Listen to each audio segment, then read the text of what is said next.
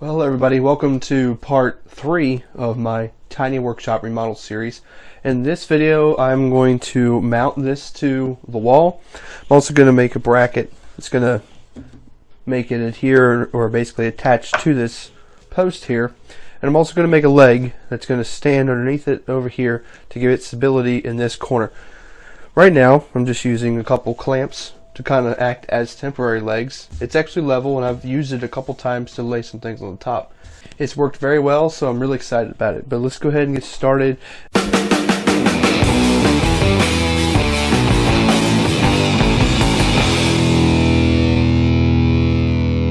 So what I'm going to do first is going to make the bracket that's going to go against this wall to the back wall that's going to catch this side of the board.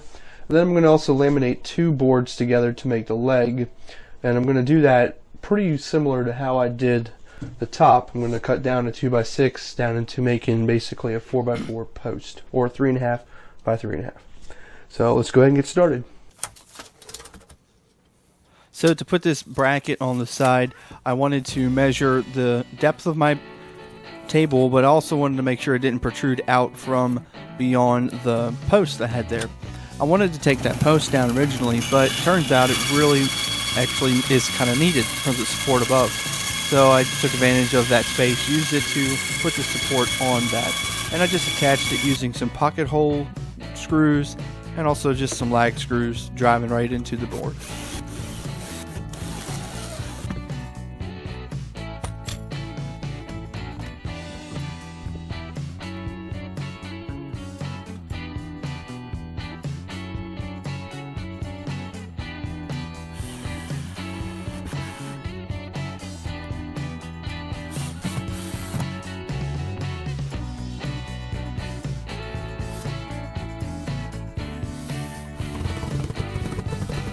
So just a little tip, when you're putting these screws in, if you don't have pocket hole screws, you can use regular screws. Just be very careful not to overdrive them. You'll end up breaking your pocket hole. So in the back, I decided to use some more of the same lag screws I used on the side to just attach it to a board, a 2x4 that I already mounted on the wall before. I didn't really show that, something really easy, but I put a piece of 2x4 level against the wall, screwed that on with the boards, and then I just go ahead and put the lag bolts down in it.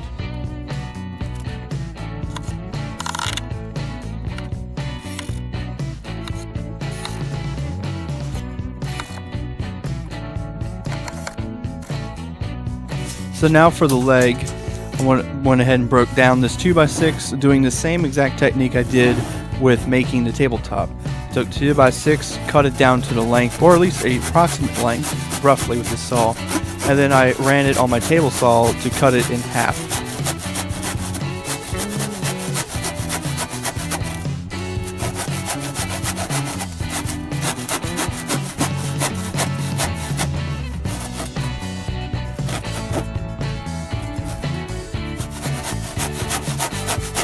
So unfortunately, when I went to hit record on the camera, I missed the cut that I actually just did right now.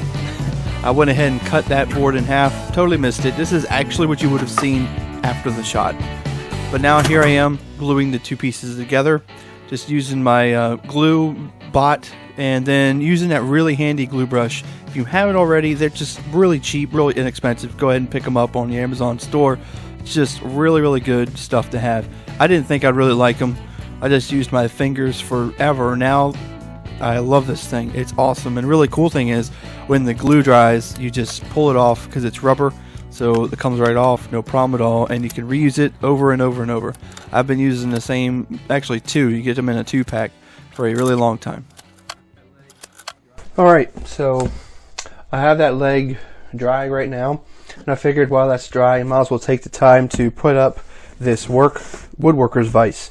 I bought this off of Amazon, and I wanted to tell you that the reason why I'm getting something of this nature, obviously it's not an Irwin, it's not another brand, it's made by Olympia Tools, and I really got to tell you the main reason was it gives you the little, let me just show you real quick.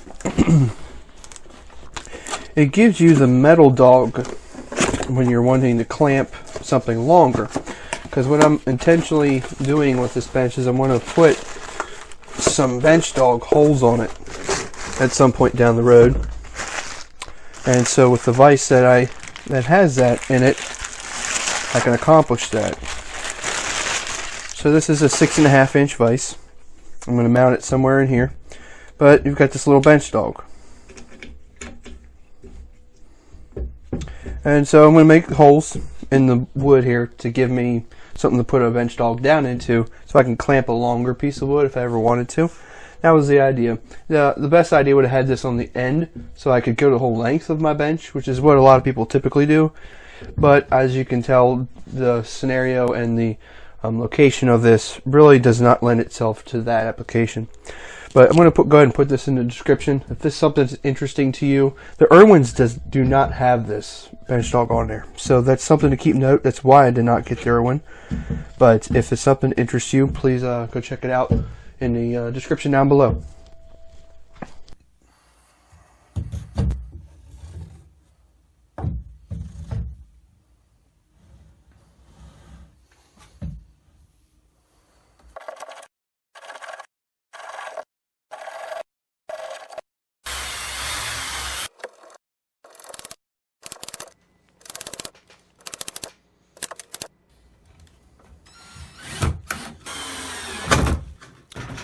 Okay, so now I know that I probably didn't attach that using the best screws, but it works for me. I'm not banging on it really hard.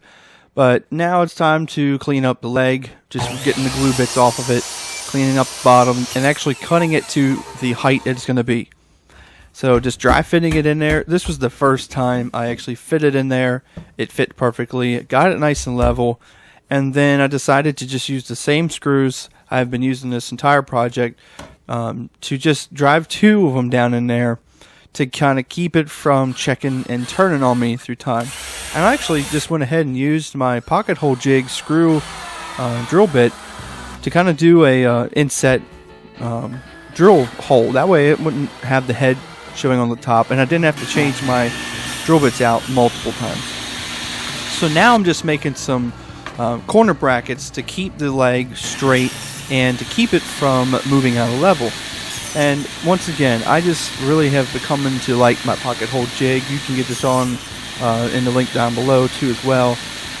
But when you're going to cut these pocket holes, you really got to be mindful. And you'll see in a second what I mean.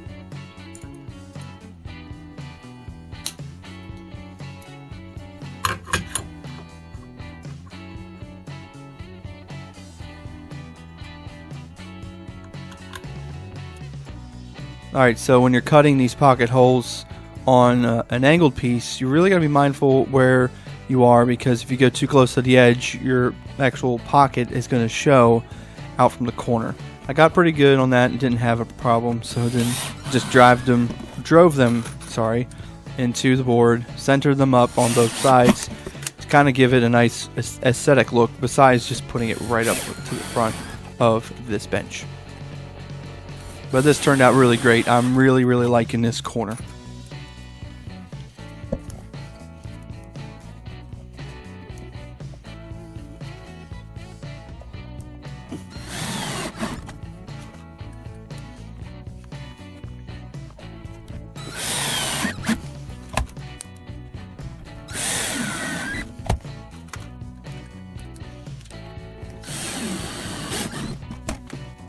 Okay, so that's going to be it for this video. This one wasn't as long as the previous 2, but I wanted to keep them all separate. So basically my workbench is finished.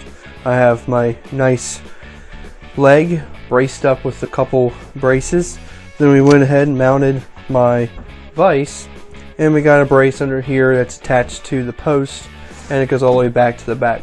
One thing you didn't see me actually do was attach a board underneath all the way across to the wall, and I didn't record that because it was just a 2x4 thrown across the wall at the height that I wanted. So this is at the height I want. The next thing in the next video that we're going to do is going to build an enclosure back here. Not really sure how deep I want to do it yet, but it's going to be made out of 1/2 inch plywood, And all it's going to be is a place to put maybe some chisels and some hand tools of that nature. I think my hand plane holder is going to end up somewhere over here, because essentially this is where I'm going to be doing all of my hand planing from now on. So I'm really excited. If you found this really interesting and you're really liking this series, please be sure to give me a thumbs up and leave a comment below to let me know what you like about this. If there's anything that you would have done different, let me know about that as well. And I hope that if you haven't already, you would highly consider subscribing to this channel, because right now I'm in the middle of doing this tiny workshop remodel series. This was part 3. There's more to come. There's previous ones to watch before this if you haven't already. So thank you for joining me, and I'll see you next time. Okay, hey, if you're still watching at this point in the video, I want you to give me a very specific comment. I want you to give me 2 thumbs up and say, hey, I found the secret message. All right? Awesome. See you guys next time.